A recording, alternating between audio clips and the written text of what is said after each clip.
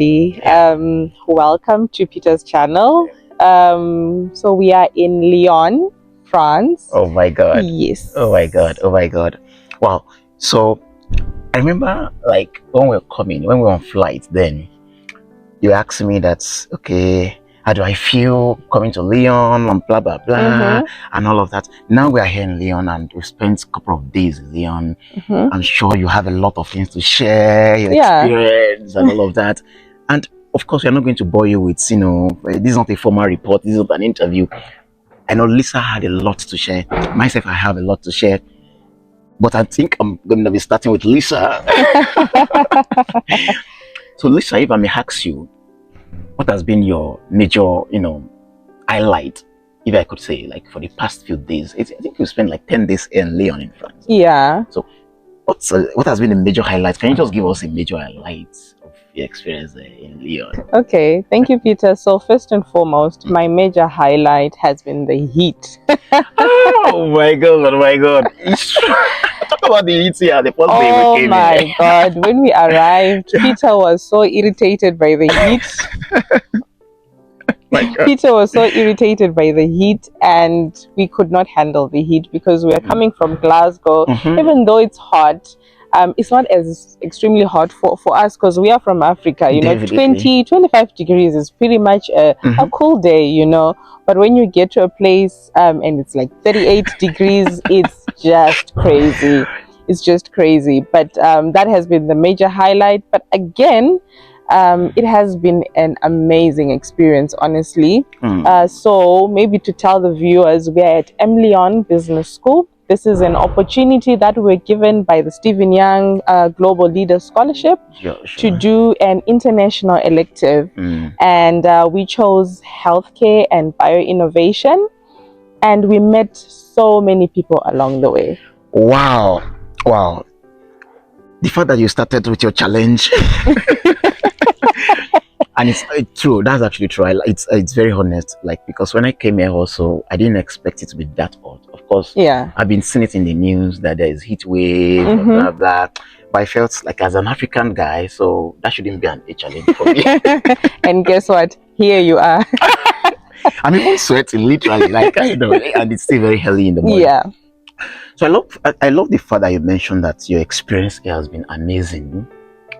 And we both chose the healthcare innovation elective, and trust me, it has changed our perspective about how we see innovation, and like challenged our thinking. Do you want to talk more about that, like how it has really changed the way you think about innovation? Especially in healthcare, how things get in Lyon here. Do you want to talk about that at all? How this experience has shaped you?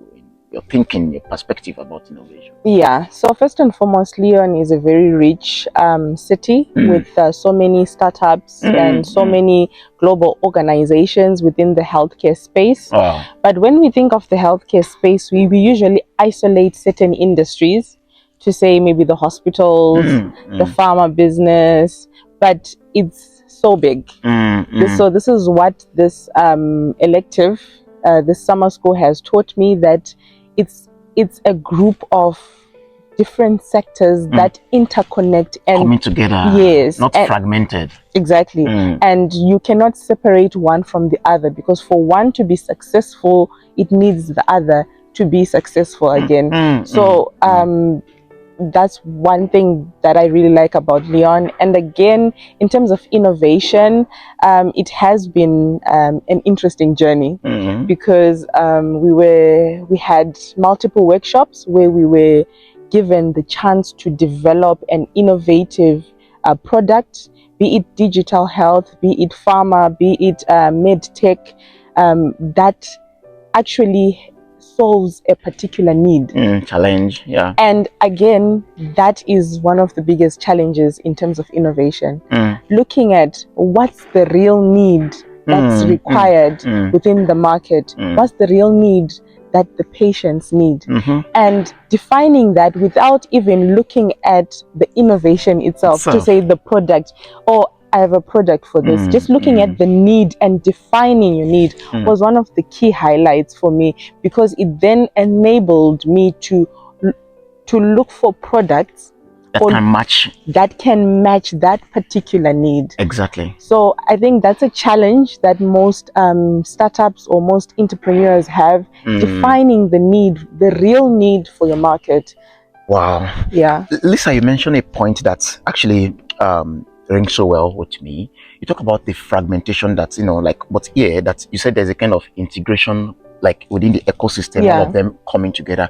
And I began to think, could it be that that's one of the things that is affecting us back then in Africa? That's probably maybe one of the things that is stifling our innovation, is the fact that we're fragmented. We're working in silos, hospital doing their own thing, research organization doing their own thing. And do you think probably this is one of the things that is happening back then in your country, Zimbabwe, and even in Nigeria? Do you think? Yeah, I think that's one of the main challenges. Again, I would like to put in a disclaimer. Okay. My knowledge about the African market itself might not be as mature as I want it to be at the moment. Okay. But with what I've seen here, I've realized that there are organizations that are put in place in order to bring all these organizations together. Yeah, so we look at our site visit at Lyon French. I just hope I got the pronunciation well. I'm afraid I didn't get the pronunciation right myself. Can you try again then? Lyon I'm giving you the last chance. Lyon French. Yes. Cool. So this is a cluster organization. It brings organizations within the healthcare industry together, be it the pharma companies, be it the clinical research, regulators, public health institutions, public sectors, funders, investors. It just brings everybody together. So it enables networking within that ecosystem, and which also helps startup companies or innovators, researchers, universities to if they have an innovation or they have a product that they want to bring to market, they're able to connect and have knowledge about the network, have knowledge about the funding, what's required, and they can be helped within the network so that their growth is accelerated. So I feel like if that could be put in place in Africa, in the different countries, in the different regions in Africa, that will actually accelerate innovation, that will accelerate growth within the space, because I feel like we are importing a lot in terms of the healthcare in Africa. Again, as I put a disclaimer that my knowledge is still quite limited, but with my knowledge at the moment, I just feel like a lot needs to be done to bring people together. Yes, we are not. We should not be fragmented in Africa. I feel like the leaders should put in place systems that bring all these people together. Wow, I think that's naturally leads to another conversation that I want us to have. You mentioned something that they working together brings a kind of network effect. Now, I want us to talk about this network effect, not just from a company perspective. I want to talk about it. I want us to talk about it in an individual perspective. Let's talk about networking. Now, we've talked about it in industry. Giving researchers, innovators, entrepreneur access to other people and all. But when we bring it to our own life as maybe young professional, emerging professionals, emerging leaders, what do you think the effect of networking can be to you as a young leader, and even to someone viewing us here, maybe doing it digitally or even having to meet people?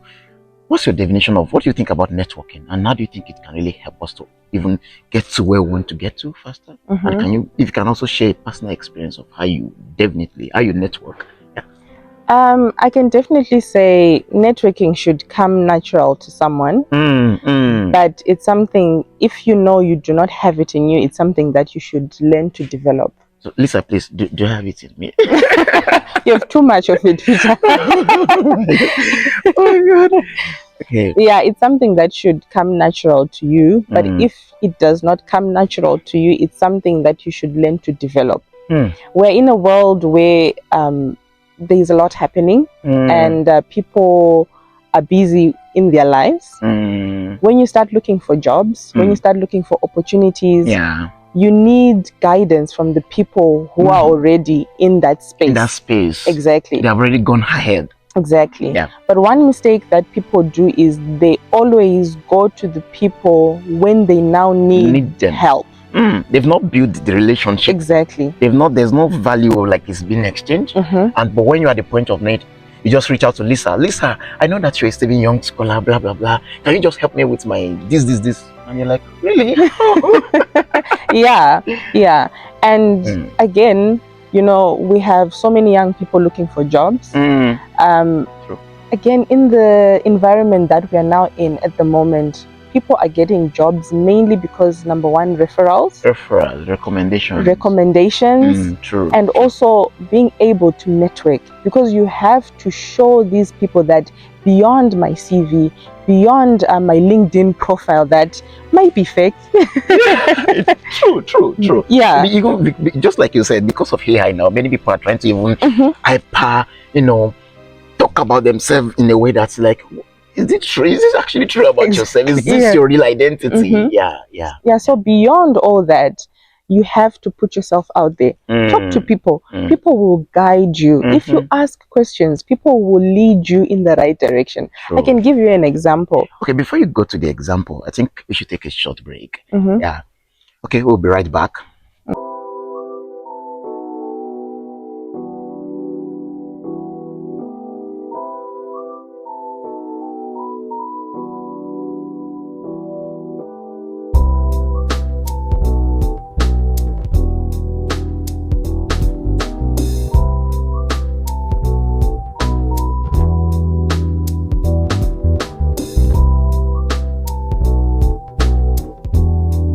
Okay, so Lisa, you said you want to share an example of how networking has helped you. Can you just talk more about that? Yeah. So I can give an example. When we were at the business school, we would have visiting lecturers. We'll have people from the industry who would come and give us talks. And teach us about different topics in general. So after every lecture or after every session, I would go and introduce myself to these people, just so that they know me, right? And they know that I exist. Have you in their memory. Yes. Yeah. But at the same time, get to know them, get to know what industry they are in, get to know how they got there, and get to know what hurdles did they have to overcome for them to get there. To where they are. Exactly. True. And by that interaction, one of the leaders said, you know what, with the way you talk and with the way you do your things, I feel like this position might be good for you. Wow.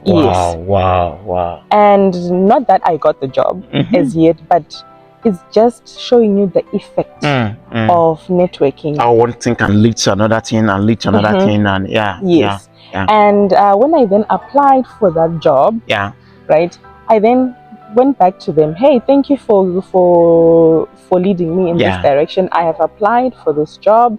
I'm just now waiting for the interviews. And he started encouraging me. He started helping me in terms of interview preparations. Exactly. And by the time I went through the interview, I was flawless.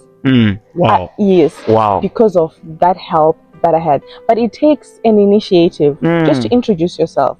Let people know you. Let people know you said what it you're takes doing. an initiative. Like, what does it take? Okay, you said for me it comes naturally, but for someone that it doesn't come naturally, for what would be your someone will say, I'm an introvert, I don't know how to speak, I don't how do you think someone like an introvert, or am I an introvert? No, you're not, Peter. No, you're not. So how do you think someone like, this is someone is actually an introvert, and I've met some introverts. I'm sure you too have met some introverts. Naturally, they don't like to talk out there. What would be your advice for someone like that? I think it's get out of your comfort zone. Honestly, it's difficult, yes, in the beginning. I can give an example again of myself. I used to stammer a lot. I think you said it in your first video. Exactly. I used to stammer a lot, so talking was a challenge for me. Wow. So what I then did was to force myself to go to events, talk to people, even if I'm going to stammer talking to that person. You don't mind. It's today. Tomorrow I'll be better. Wow. Tomorrow I'll be better, right? If it means you asking your friends for help, say, guys, this is my problem. I have this problem. Help me, guide me. Look for the right people to help you. Get out of that comfort zone and that self-pity. Self-pity and comfort zone. Yeah. So they are like enemy to success.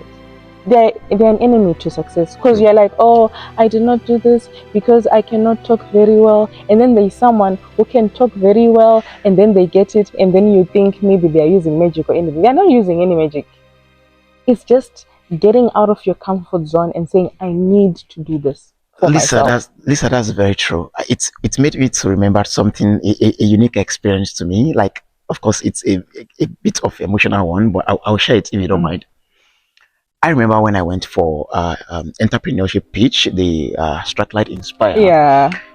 On the day when I'm supposed to pitch and all of that, I was ready. You know, I've done my own preparation. When I got to the stage, unfortunately, my slide was missing. Oh no. And I've prepared based on the slide. You know, Oh I didn't prepare someone that would just come and give an impromptu talk from my head. Or I was so much dependent on the slide. So it affected my delivery.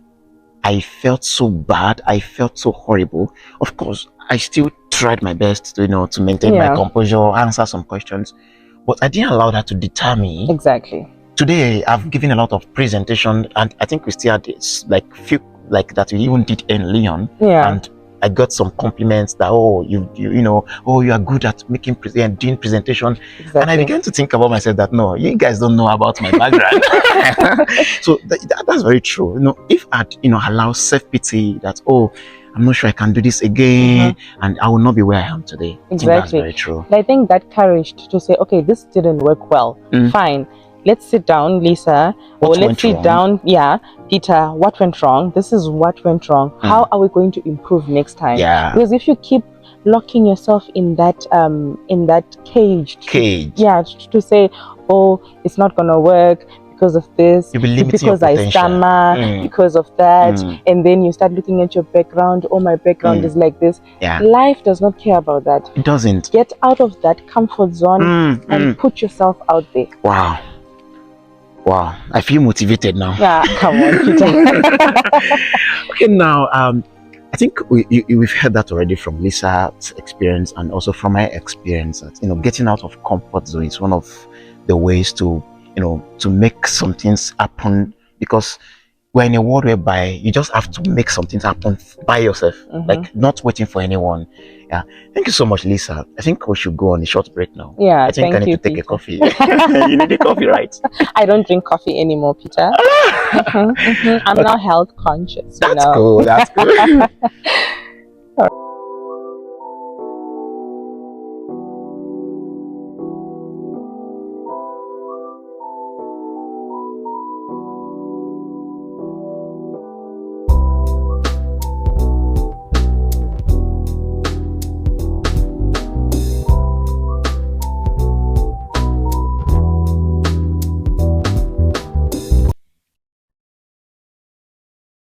Okay, Lisa, enough of all this, you know, networking, leadership, innovations. Let's talk about our experience in Lyon, in France generally. Oh my God. Like, I know you have a lot to I have a lot to say. Okay, I think let me give you the space. Okay, so first and foremost, Lyon is a beautiful place. Yeah. It's not a city with so many tall buildings and you know all that, but they appreciate their heritage, they appreciate their history. So it's such a beautiful place. Besides the heat, oh my goodness, I went to the old town and got to see the different cathedrals. You know, these are the cathedrals that when you get in, you're just like, wow, the architecture, the art on the walls. It is such a beautiful place. And then what else? We went on the train where you're going up a hill, and then there's another cathedral at the top. Wow. And you're able to see like the city from that view. Oh my God. Such a beautiful place. And the people here are also very nice. Very nice. Even though sometimes there's a language barrier, but it's something that, you know, you can deal with. There are apps, you know, you can use to translate. You know, Google has that application that you can use. And then sorry, let me cut. You mentioned the language barrier. That almost landed me into trouble one day. I was trying to take the metro. That's the underground train. Yeah. You know, after I've left you guys after the dinner that we all had together, so it was already late in the night. So of course I was checking on the metro, on the Google map. That okay, there's some delays with the metro. But when I got underground, and when our train stopped, that's how, you know, the officer told us that we will not be able to move out from this station. I was shocked, like, so does it mean I'm going to remain underground? And he couldn't understand English. Oh no. So at that point I was like, probably I should just call my family that I'm staying underground. Yeah, so that's like language barrier is one of them. Yeah. But again, their transport system is amazing. Very amazing. Oh my God, you can get to anywhere in a split second. True. You don't have to struggle. Oh, bus number this hasn't arrived. It is so efficient. It is so fast. But Lisa, you didn't ride the scooter. I can't ride a bicycle, and I cannot ride a scooter. Well, you can't do it. You can't do it. Don't stop. It failed. You cannot teach an old horse new tricks. Yes, don't stop. Unfortunately, I'm an old horse in that area. I see. It has failed. I see. How about the food experience? I know you can spend the whole day talking about food. I know you, because Lisa did something to me, and it's been amazing. She took me to a place. She called it is it a buffet, or what do you call the place where the restaurant beside where we're staying? Yeah. It's more like they have food from all over the world, and it's like a buffet. Oh my God, Lisa, this, like, when I entered and I saw several sort of, you know, cuisines, you know, dishes, and she's not telling me that it's unlimited. Though once you pay this amount, you can eat as much as you want. And the African mindset of me was trying to beat me around, like, Peter, take advantage of this. Oh my goodness, I enjoyed myself. I'm glad you did. So Lyon is known as the gastronomy capital of France. Yeah, true. Center of gastronomy. True. So their cuisines are amazing. Oh my goodness. Their chefs take their time when they're preparing their food, and it is so good. And then during the weekend, we traveled to Annecy. Wow. I chose not to go to Paris and go to Annecy because it's more like touristic. It's a relaxed place. I loved it. Peter liked the big city vibe, and then he went to Paris, in which that's okay, but Annecy was amazing. I actually enjoyed my stay in Paris, you know, and one thing that made me to enjoy my stay in Paris was the fact that I met some people that I never dreamed, you know, that I would meet. Yeah. Like, these are the people from Africa, not just from Africa, from Nigeria. Not just from Nigeria, from my state, Osun State. Not just from my state, from my hometown. How did I meet them? I met them speaking my language. Like, I was like, oh, so people can speak my language in Paris. And that's how we got connected, and, you know, together we started to speak together, and we toured the whole of Paris together. We went to the Epic Eiffel Tower in Paris. You know, we went to the Notre Dame Cathedral. We spent some time there, and it was amazing. It was amazing. But that's good. I think everybody has to have that experience of living in a country that's not where they come from, that's different language, different culture, different cuisines. It is such an amazing experience. And again, that also helps you to understand the diversity of people. Because in our class again, we were from different parts of the world: Italy, Portugal, Colombia. We had the US, we had Mexico, Nigeria, Zimbabwe. Where else? Nigeria. No, Russia. Yeah, we had Russia, and we had Belgium. So these are people from different worlds. But I was the only guy among you guys. Unfortunately, you're one of the girls this time around. It was so amazing because even as we explored, Yeah. you know, people would recommend certain dishes that, you know, I wouldn't have tried with my Zimbabwean nature. True. And yeah, it was just amazing. Wow. I would recommend people to come to Lyon. Such a beautiful place, and such an amazing experience. Wow. So thank you so much, Lisa. Yeah. So we'll be running up now. What if there's one thing that you really learned in Lisa that in Lyon that you want to take back home to, you know, to the UK and all? What do you think that would be? Like, if there's just one thing you want the audience to know about, you know, about what you've learned in just one thing. That's the power of collaboration. the power of collaboration in an industry. It can bring up so much innovation. Wow. It can, you know, take those ideas that might have died in the lab, in a university lab, into something that's so global, that's so big, and you never know where you can be in 10 years. But with collaboration, trust me, even if you don't know where you'll be, just know that you'll be far. Oh, you'll be far from where you'll be. That's great. That's great. For me, I think it's, you know, like the ability to live, just live where you are staying, like, and explore. Like, you know, like there are a lot of things that is beyond your localities. Yeah. So you may not be able to see different perspective, you know, different aspect of life until you leave your comfort zone, just like you were mentioning the other time. And that's one of the things I've learned, like meeting with diverse background, people with diverse background, seeing the way they think, their culture, their mindset. It's something that's, you know, becoming a global leader, you really need to, it's a skill that I think one can also learn. Yeah. Wow.